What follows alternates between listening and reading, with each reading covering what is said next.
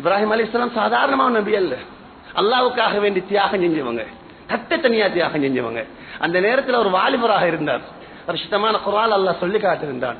காலு இன்னா சமிஅனா ஃபதன், ஒரு வாலிபர். தஃசீர்கள் எழுதியிருக்கிறாங்க வெறும் 16 வயசு. அல்லாஹ்வுக்காக வேண்டி அல்லாஹ்வுடைய மார்க்கத்தை நிலைநாட்ட வேண்டும் என்பதற்காக வேண்டி தனியாக இப்ராஹிம் அலைஹிஸ்ஸலாம் முயற்சி செஞ்ச நேரத்தில் அவங்களுக்கு முதலாவது எதிரியாக வந்தவர் அவருடைய தந்தை ஆசர். அவர் சொன்னார், நீ இந்த வேலையை விடணும், இல்லாவிட்டால் உன்னை நான் தான் கல்லால் அறிஞ்சு கொள்ளுவேன். நீ இதுக்கு பிறகு இந்த ஊர்ல இருக்கக்கூடாது, இந்த வீட்டில் இருக்கக்கூடாது, விரட்டிட்டார். இப்ராஹிம் பரிசுத்தமான குர்ஆன் அல்லாஹ் சொல்லி காட்டிருந்தான், லஇல்லம் தந்தஹி லஅர்ஜுமன்னக வஹ்ஜுர்னி மலியா, நீ இந்த வேலையை விடணும், இல்லாவிட்டால் உன்னை நான் கல்லால் அறிஞ்சு கொள்ளுவேன். வஹ்ஜுர்னி மலியா, நீ இந்த ஊர்ல இந்த வீட்டில் இருக்கக்கூடாது, அப்படியே வெளியாக்கிட்டார், விரட்டிட்டார். நல்லா ஞாபகம் வச்சுக்கொள்வோம். யார் அல்லாஹ்வுக்காக வேண்டி இஹ்லாஸோட அல்லாஹ்வுடைய பொருத்தத்தை நோக்காக கொண்டு முயற்சி செய்வாங்களோ, அல்லாஹ்வுடைய மார்க்கத்துக்காக வேண்டி ஊர் விரட்டினாலும் சமூகம் விரட்டினாலும் அல்லாஹ் விரட்ட மாட்டான். சத்தியம், சத்தியம், அல்லாஹ் விரட்ட மாட்டான். இப்ராஹிம் அலைஹிஸ்ஸலாம் அவங்க எப்பொழுதோ அல்லாஹ்வுக்காக வேண்டி தன்னுடைய தந்தையை இழந்தாங்களோ, அல்லாஹ் இப்ராஹிம் அலைஹிஸ்ஸலாம் அவர்களை நபிமார்களுக்கு தந்தை ஆக்கினான்.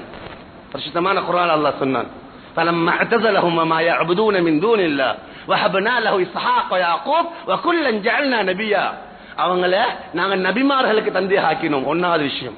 இரண்டாவது, அல்லாஹ்வுக்காக வேண்டி பிரிந்து வளர்ந்து விளையாடிய இடத்தை விட்டு தகப்பன் விரட்டி விட்ட பொழுதோ அல்லாஹ் சொன்னான், நீ கவலைப்படவானா, தந்தை அவர ஊட்ட விட்டு விரட்டினாரா பரவாயில்ல, நான் உங்களுக்கோ எந்த வீட்டுக்கு பக்கத்தில் இடத்தை தாரு. அப்படி அல்லாஹ் கொடுத்த வீட்டுக்கு பேர் தான் மகாம் இப்ராஹிம். அல்லாஹ் சொன்னான், வத்தஹது மின் மகாம் இப்ராஹிம் முஸல்லா, நீங்க இந்த வீட்டுக்கு வந்தா என்னுடைய கலீல் இப்ராஹிம் அலைஹிஸ்ஸலாமுடைய அந்த மகாமில தொழுங்க.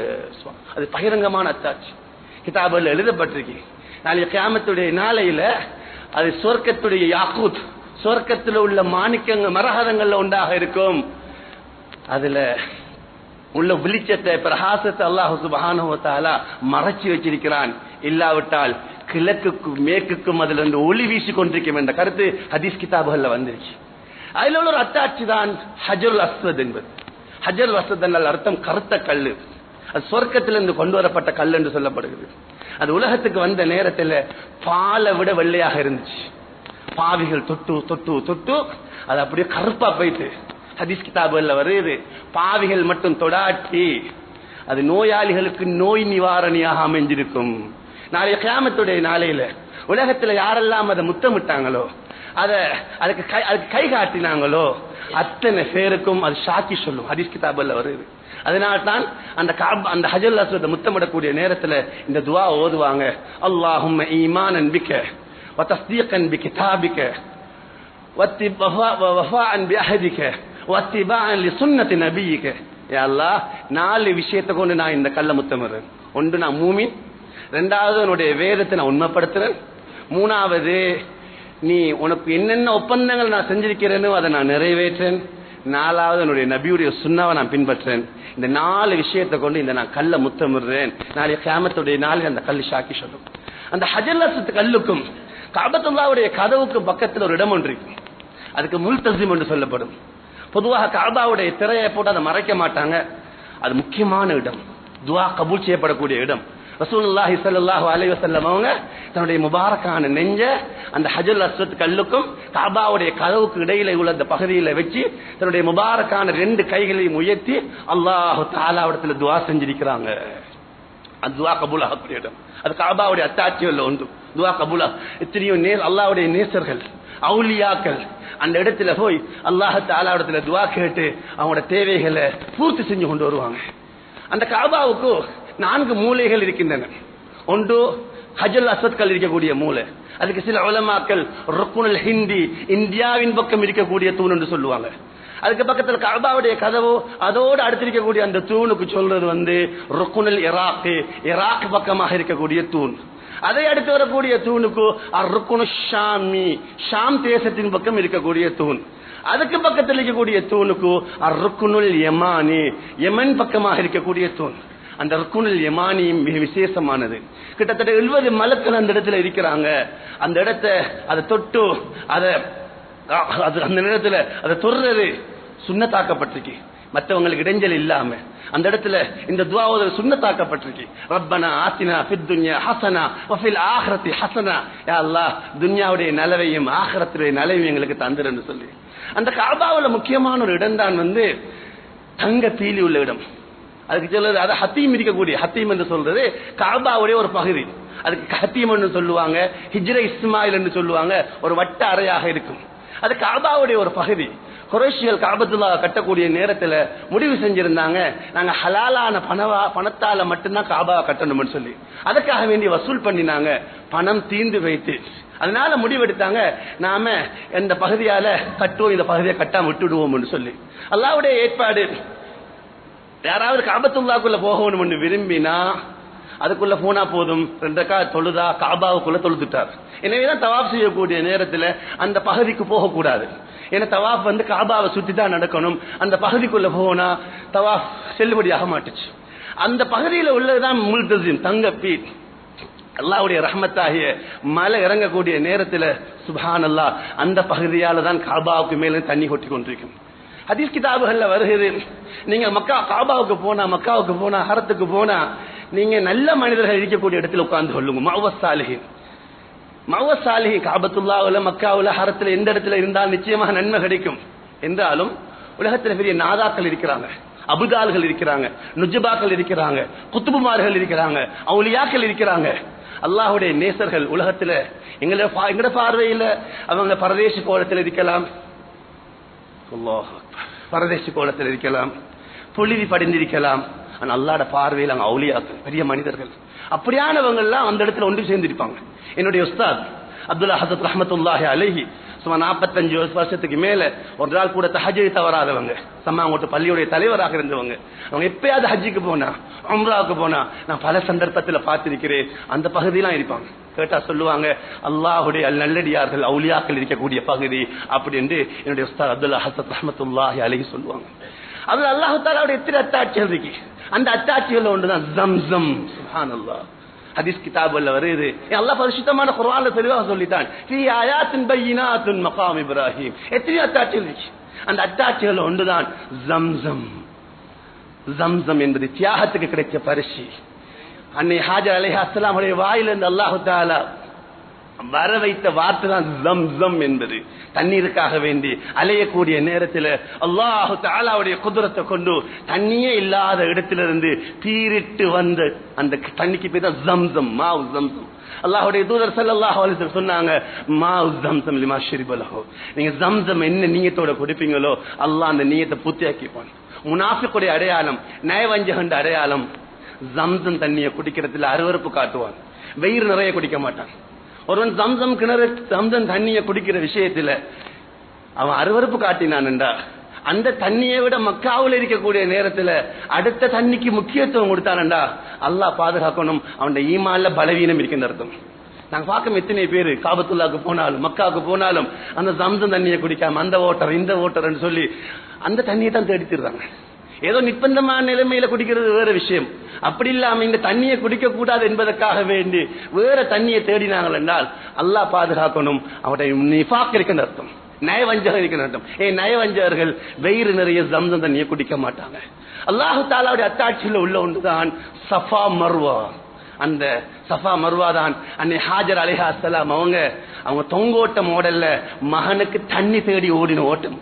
அல்லாஹ்வுக்காக வேண்டி நடந்தாலும் அந்த நட அல்லாஹ்வுக்கு விருப்பத்துக்குரியதாகிடும், அல்லாஹ்வுக்காக வேண்டி பேசினாலும் அந்த பேச்சு விருப்பத்துக்குரியதாகிடும், அல்லாஹ்வுக்காக வேண்டி ஓடினாலும் அந்த ஓட்டம் அல்லாஹ்வுக்கு விருப்பத்துக்குரியதாகிடும். அன்னை ஹாஜர் அல்லாஹ்வுக்காக வேண்டி ஓடுறா. ஏன் அல்லாஹ்வுக்காக வேண்டி தான் அந்த இடத்துல அவர் தட்ட தனியா வந்திருக்கிறார். அந்த சஃபா மர்வா அல்லாஹ் தஆலா பரிசுத்தமான குர்ஆன்ல சொல்லுவான், இன்ன ஸஃபா வல் மர்வத மின் ஷஆயிரில்லாஹ்.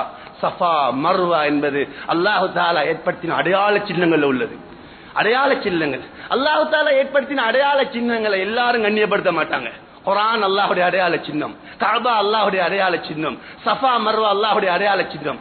யார்கிட்ட தக்வா இல்லையோ, அல்லாஹ்வுடைய பயம் இல்லையோ, அல்லாஹ்வுடைய அடையாள சின்னங்களை கண்ணியப்படுத்த மாட்டாங்க. அல்லாஹ் பரிசுத்தமான குர்ஆன்ல சொல்றான், وَمَن يُعَظِّمْ شَعَائِرَ اللَّهِ فَإِنَّهَا مِن تَقْوَى الْقُلُوبِ. யார் அல்லாஹ் தஆலாவுடைய அடையாள சின்னங்களை கண்ணியப்படுத்துவாரோ அவருக்கு அல்லாஹ்வுடைய பயம் இருக்கு, தக்வா இருக்குன்னு அர்த்தம். அல்லாஹ் பரிசுத்தமான குர்ஆன்ல சொல்வான், இன்ன ஸஃபா வல் மர்வத மின் ஷஆயிரில்லாஹ். அந்த ஸஃபா மர்வா என்பது அல்லாஹ் தஆலாவுடைய அடையாள சின்னம். சொல்லிட்டு அல்லாஹ் சொன்னான், ஃபமன் ஹஜ்ஜல் பைத வஅதமர ஃபலா ஜுனாஹ அலைஹி யத்தவ பிமா. நீங்க ஹஜ்ஜுக்கு போனா, நீங்க உம்ராக்கு போனா எப்படி நீங்க கஅபாவை தவாஃப் செய்வீங்களோ அதே மாதிரி இந்த வீட்டையும் ஓடுங்க. உம்ரா செய்யக்கூடியவங்க, ஹஜ்ஜி செய்யக்கூடியவங்க அல்லாஹ்வுக்காகவே இந்த சஃபா மர்வா ஓடணும். நீண்ட கடிய விளக்கங்கள் இருக்கு, எல்லாத்தையும் விரிவா சொல்றதுக்கு எனக்கு நேரம் இடம் கொடுக்காது. கண்ணியமான சகோதரர்களே, இப்படி எல்லாம் பாக்கியங்கள் நிறைந்த அல்லாஹ் தஆலாவுடைய அந்த வீட்டை நாடி சென்று அதையும் தவாஃப் செஞ்சு அதோட சம்பந்தப்பட்ட சில அமல்களை செய்யறதுக்கு பேர் தான் ஹஜ். இந்த ஹஜ்ஜ பேருக்காண்டி செய்யக்கூடாது, புகழுக்காண்டு செய்யக்கூடாது, ஹாஜி பட்டம் கிடைக்கிறதுக்காண்டு செய்யக்கூடாது, நிர்வாகத்துக்குள்ள வாரத்துக்காண்டு செய்யக்கூடாது, அரசியலுக்குள்ள செல்வதற்காக வேண்டி அதை பயன்படுத்தக்கூடாது. அல்லாஹ் பரிசுத்தமான குர்ஆன்ல சொல்றான், வஅத்திமுல் ஹஜ்ஜ வல் உம்ரத லில்லாஹ். நீங்க ஹஜ்ஜுக்கு போங்க, உம்ராக்கு போங்க, அல்லாஹ்காண்டி போங்க, அல்லாஹ்வுக்காக வேண்டி, அல்லாஹ்வுடைய பொருத்தத்துக்காக வேண்டி போங்க. எங்க இருந்துதான் ஹஜ்ஜுக்கு போன ஆட்களுக்கு ஹாஜி என்ற பட்டம் வந்துச்சோ தெரியாது. அதை விட முக்கியமான அமல் தொழுகை 5 நேரம் தொழுகிறோம். முசல்லி யாரும் சொல்றல, முசல்லி அபூபக்கர். முக்கியமான அமல் நோம்பு, நோம்பு பிடிக்கக்கூடிய ஒரு சாயம் யாரும் சொல்ல, சாயம் அபு உமர் என்று சொல்றது இல்ல. ஜகாத்து கொடுக்கக்கூடியவருக்கு முஸக்கி, முஸக்கி உஸ்மான் என்று சொல்றது இல்ல.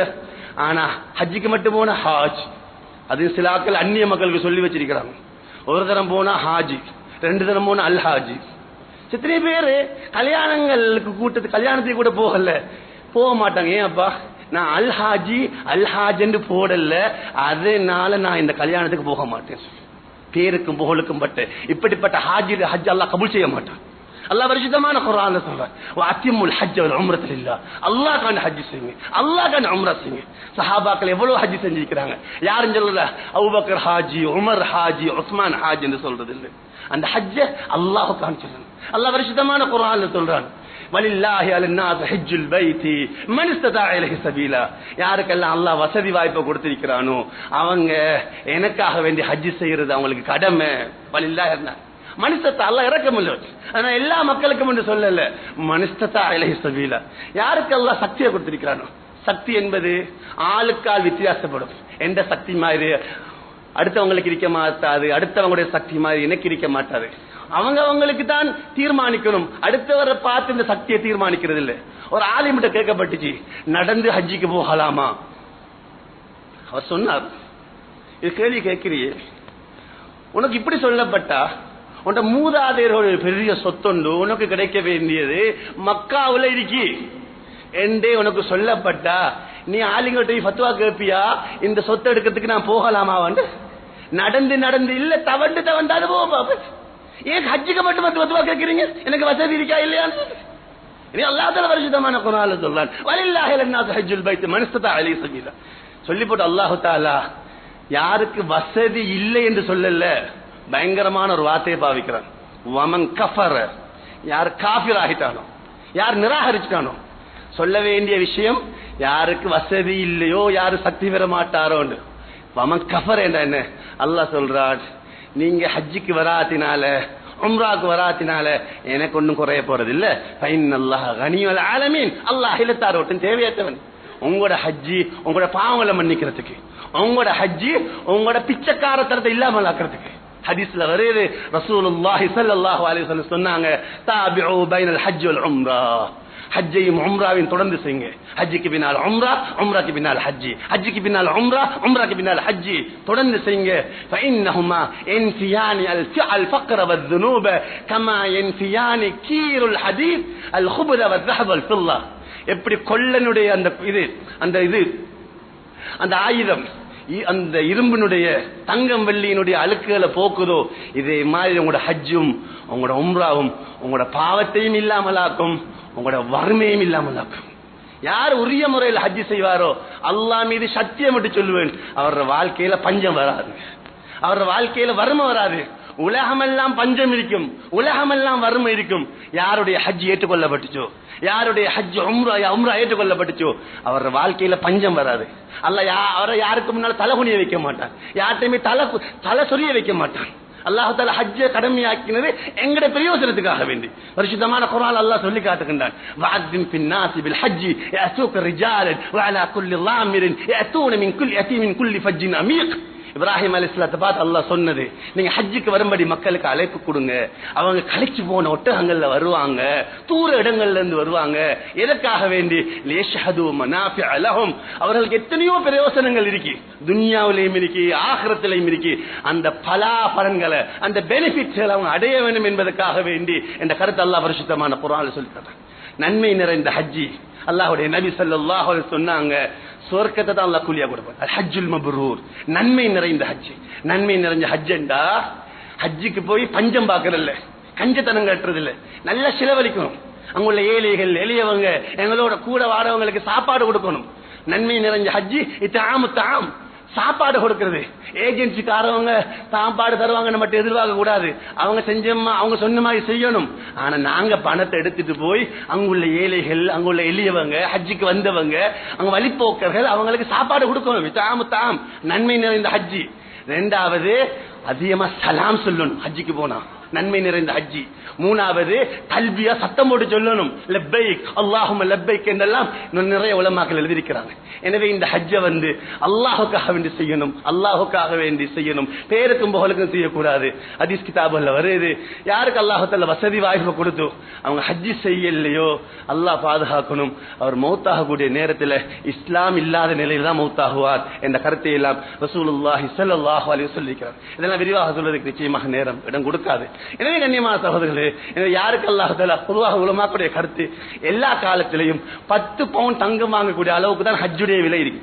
10 பவுண்ட் தங்கம் வாங்கக்கூடிய அளவுக்கு, 10 பவுண்ட் தங்கம் வாங்கக்கூடிய அளவுக்கு பணம் இருந்தால் பொதுவாக எல்லா காலங்களிலையும் ஹஜ்ஜுக்கு போகக்கூடிய அமைப்பு இருக்கும் என்ற கருத்தை அனுபவம் உள்ள ஆளுங்கள் சொல்றாங்க. எனவே யாருக்கு அல்லாஹ் தஆலா வசதி வாய்ப்பு கொடுத்திருக்கிறானோ அவங்க ஹஜ்ஜி செய்யக்கூடிய விஷயத்துல அவசரம் காட்டணும். சில நேரத்தில் தாய் தகப்பர்கள், நெருக்கமான உறவினர்கள் மௌத்தாக இருப்பாங்க ஹஜ்ஜி கடமையாகி, ஆனா அவங்க ஹஜ்ஜி செய்யக்கூடிய சந்தர்ப்பம் கிடைக்கலையாமண்டா அவங்களோட பிள்ளைகளுடைய பொறுப்பாக இருக்கு அந்த கடமையிலிருந்து அவங்க நிறைவேற்றிக் கொள்வதற்காக வேண்டி அவங்களுக்கு பகரமா அவங்க ஹஜ்ஜி செய்யறது அல்லது தகுதியானவங்களுக்கு பணத்தை கொடுத்து என்னோட வாப்பாக்காண்டி ஹஜ்ஜி செய்யுங்க, என்னோட உம்மாக்காண்டி ஹஜ்ஜி செய்யுங்க, ஹஜ்ஜியை பதில் என்று சொல்றது. அது தகுதியான ஆளுங்கள்ட்ட அதனுடைய சட்ட திட்டங்களை நாங்கள் கேட்டுக்கொள்வோம். எனவே ஹஜ்ஜி போகக்கூடிய நேரத்தில் வெறும் நிறுவனங்களை மட்டும் பார்த்து போகாம, ஏஜென்சிகளை மட்டும் பார்க்காம நல்ல ஹஜ்ஜி கிடைக்கும். நல்ல ஹஜ்ஜி வாழ்க்கையில் ஒரு தான் ஹஜ்ஜி. எனவே அந்த ஹஜ்ஜை ஒழுங்கா செய்யணும் என்பதற்காக வேண்டி தூரமான இடத்துல இடம் கிடைச்சாலும் பரவாயில்ல, சாப்பாடு நோமலா கிடைச்சாலும் பரவாயில்ல, நல்ல ஹஜ்ஜி, நல்ல ஒரு அரஃபா மைதான், நல்ல ஒரு முஸ்தலிஃபா, நல்ல ஒரு அமைப்பு கிடைக்க வேண்டும் என்ற நல்ல வழிகாட்டலோட தக்வா உள்ள அமைப்போட எந்த அமைப்புகள் செய்யுதோ அதுக்கு நாங்கள் முக்கியத்துவம் கொடுக்கணும். இல்லாமல் அல்லாஹ் சுப்ஹானஹு வ தஆலா எங்கள் அனைவருக்கும் நல்ல ஹஜ்ஜுடைய பாக்கியத்தை நசீபாக்கி வைப்பானாக. யாரெல்லாம் இந்த வருஷம் ஹஜ்ஜுக்காக வேண்டி செல்வதற்கு ஆயத்தமாக இருக்கிறாங்களோ, ஆயத்தமாக கொண்டிருக்கிறாங்களோ அத்தனை சகோதரர்கள் அல்லாஹ் கபூல் செய்வானாக, சகோதரர்கள் அல்லாஹ் கபூல் செய்வானாக. அல்லாஹ் தஆலா எல்லா நிலைமையும் சீராக்கி வைப்பானாக. அல்லாஹ் தஆலா இந்த சூட்ல உஷ்ணத்திலிருந்து நமக்கு விடுதலை தருவானாக. அல்லாஹ் குளிர்ச்சியான நிலைமை ஏற்படுத்துவானாக. அல்லாஹ் தஆலா எல்லா மக்களுடைய நிலைமையை சீராக்கி வைப்பானாக. குறிப்பாக எங்கள் சகோதரர்கள் கஸா பகுதியில் இருக்கக்கூடிய அந்த சகோதரர்களுக்கு அல்லாஹ் உதவி செய்வானாக. பைத்துல் முகத்தஸ்ல தொழக்கூடிய பாக்கியத்தை அல்லாஹ் நசீபாக்கி வைப்பானாக. அவங்களுக்கு எதிராக என்னென்ன சக்திகள் உலகத்தில் இயங்கிக் கொண்டிருக்கிறோம் அத்தனை சக்திகளுடைய திட்டங்களை அல்லாஹ் தவிடுபடியாக்கி வைப்பானாக. அல்லாஹ் தஆலா அந்த சகோதரர்களுக்கு மேலான உதவியை எல்லா பகுதிகளிலும் செய்ய வைப்பானாக. ஆமீன். வாஹிரு தஅவானா